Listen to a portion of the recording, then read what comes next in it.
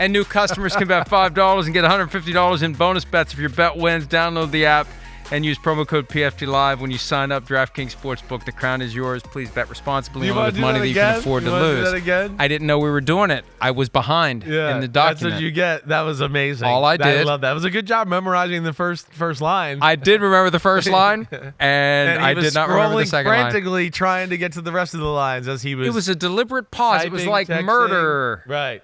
She wrote.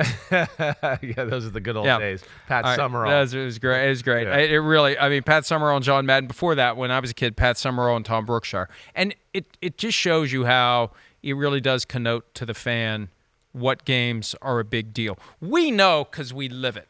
When you don't live it, you need that signpost. And knowing, boom. And really, it's only relevant now because the Sunday night, when I was a kid, all you had was the full slate of Sunday and Monday night. So you take one game out of the mix and all the others. Please tell me, broadcast crews, networks, which game's most important. Where's John, before John Madden, where's Pat Summerall and Tom Brookshire going to go? Gotcha. And so that was always a big deal. Okay. PFT Live presented by Accenture. I didn't have to read that one. I know that's imprinted onto my brain. I think I'll get an Accenture tattoo. Everywhere I look is Accenture. I'm not complaining. Yeah. Happy to have a company that believes in the product. Well, get the tattoo then. Okay. Put your money where your mouth is. Well, it all depends on where the tattoo is. It might not be in a place it chose. Well, all right. Either way. Colts beat the Jets 28-27. Yep. Anthony Richardson being benched for 2 weeks. He comes back with a career-high 272 passing yards, a couple of rushing touchdowns on top of a passing touchdown. Aaron Rodgers, 22 for 29, 184 yards, 2 touchdowns. And it looked like the Jets were going to win, and then all of a sudden they lose. Yeah. And they're just done now. Yeah, They're done. It's 3-8. Yep. Oh, they're not mathematically eliminated. I don't care. It's just a matter of time before they are. And if you're going to play this back after Week 18 and the Jets have somehow won 6 in a row, I'll eat my words with syrup. I don't care. I'll do it with you. But there's it would be one of the most stunning turnarounds of all time in any sport at any level if the team that did this through 11 games all of a sudden comes back and goes 6-0. Yeah. It's not going to happen. Yeah. And Aaron Rodgers can try to ayahuasca his way into thinking it all he wants. I still think back to the Thursday night game when they beat the Texans. Right. Their only loss under Jeff Albrecht. Right. Or their only win, excuse me. Yeah. And how Al Michaels was saying how they talked to Rodgers and he had them all, believing or at least plausibly accepting the idea that they could go on a tear, and they beat the Texans, and they've lost 2 in a row, and they looked horrible against the Cardinals. They didn't look horrible against the Colts, but if you're going to get to the playoffs, you got to win that game. Yeah, you got to win that game. I mean, the offense disappointing. The Colts defense not very good. I mean, 22 passes, 22 completions for 184 yards. Only 4. This is the disqualifier for me for the Jets. 4 passes past 10 yards. Only 1 completion past 10 yards. That's like insane that you don't throw the ball down the field like that in this day and age in the NFL. Then, on the other hand, it's Anthony Richardson, 20 completions. That's 2 less than Aaron Rodgers for 100 yards more, basically. I mean, way scarier offense altogether. The Colts are the better team yesterday. I know the Jets were up 24-16, but that was more of a product of the Colts and Anthony Richardson being a little sloppy. He got strip sacked, fumbled.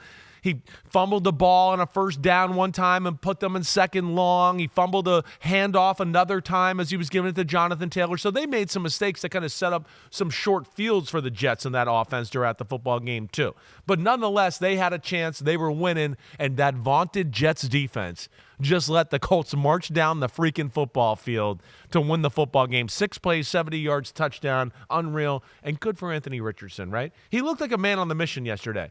It did look like a guy with a little bit of edge the way he ran the ball, and he still misses some throws. He misses the easy ones. That's what's crazy about Anthony Richardson. You're like, hey, there's a wide open shallow cross for 10 yards. He misses it. Oh, there's a guy tightly covered 40 yards down the field, laser beam right on the money. But then he brings this stuff, running over people, going inside the goal line, touchdowns there a few times. That's the element he brings. Good bounce back game for him, and he's the future. The one thing that I think we picked up when he was benched, the idea that there's a maturity issue. Are you putting in the work? Are you showing up early? Are you staying late? Are you checking all the boxes? Right. There were times when he would express an opinion about his performance, and it was almost delusional. Yeah. Oh, I think I'm a great passer. I did pretty good. Yeah, today, I think I was right? good today. Yeah, and so you're like, you're 9 for 24. He's young and he doesn't have much Right. experience, and he needs to grow, and he needed the reps. And that was big. Good win by them. And well. Shane Steichen's a damn good coach. The way he puts these offensive game plans together week in and week out. All right, the Dolphins beat the Raiders 34-19. Short week for them coming back from LA. They look like they're starting to figure out their offense. 34 points, the most they've scored all season long. Yes, it was the Raiders, but still, the Dolphins doing their best to pull themselves out of a deep hole and maybe I don't think it's likely, but maybe make a run at a playoff spot. You know, their defense is good. This game was close. It was back and forth. It really was. I mean, not back and forth, but long drives is what I should say. The Dolphins only had the ball 2 times in the first half. They scored both times. The Raiders only had the ball 2 times in the first half. They scored both times. Both teams went on these incredibly long drives. The Dolphins, though, it is literally 3 yards in a cloud of dust, throw the ball version right now. You don't barely see any throws down the football field. This is about as far as it got yesterday. He scrambled and threw a ball 10 yards down the field. Why do you think that is? Is it to protect Tua? I think it is to protect Tua. And I think they're just going, hey, let's just get the guys the ball, get our playmakers the ball, and just see what happens. But every throw is 2, 3, 4, 5 yards down the football field. There's nothing there. We don't see any, like, Tyreek or Waddle catching the ball down the middle of the field with their hair on fire, big plays. This was the big play of the game. 24-19. There's 3 minutes left in this game. This is how the final score is misleading. They blow a coverage, the Raiders. They leave Jono Smith with nobody around him. Tua sees it. Good job by him. Touchdown, game over.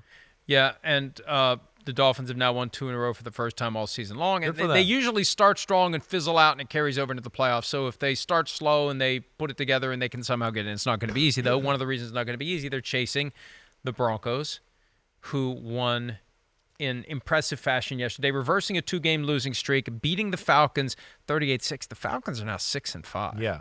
They were running away right. with the NFC South. The Bucs were off. The Bucs have an opening now. Yeah. Coming back, they play the Giants, I believe, next week. They have a chance to try to pull their way back into that race.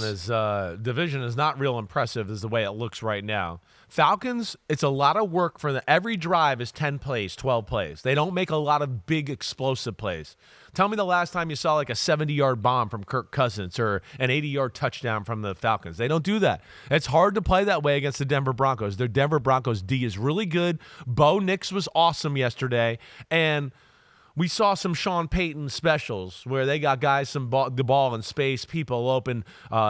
Mims, the kid out of Oklahoma, Marvin Mims, right? Is it Marvin? Yeah, Marvin. He made a few plays that they drew up for him. They need him. Is there another Mims you're thinking of? I don't know what I was thinking Darius? of. He didn't but play I was blanking out there for a second. But that was an impressive win. Patrick Surtain continues to be the best corner in football. Shut down on that side of the football. He's amazing. Bo Nix keeps getting better. They got Sean Payton. They're tough.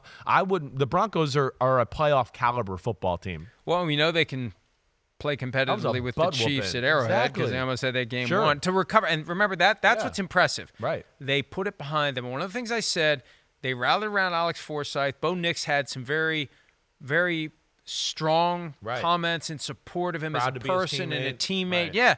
And look at Bo Nix, and now they're saying, hey, Bo Nix, Offensive Rookie of the Year.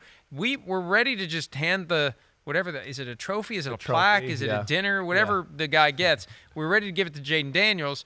Now maybe it goes eventually to Bo Nix. Yeah, I mean, it's still Jaden Daniels in my opinion, but Bo Nix is making a push here. And we'll see as this season closes out. We're starting to see Washington's offense, which scares me a little bit. Like, teams are starting to figure it out a little bit. We're seeing less explosive plays. We'll see where it goes. I don't want to judge too harshly. They just played the Eagles and the Steelers, which are good defenses. But Bo Nix, for all those people that were hating on him and all that, get used to it. He's going to be the starting quarterback for the Broncos for a long time. Falcons going to their bye week and next Sunday. Who's that?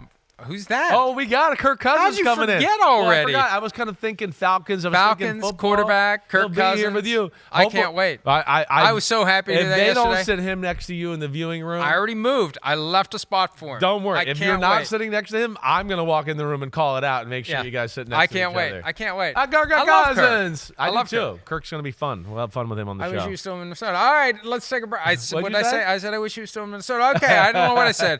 NFC West races. You don't even like the Vikings. Well, I would like him more if he was still there. NFC West race going down to the wire. That's next on PFT Live.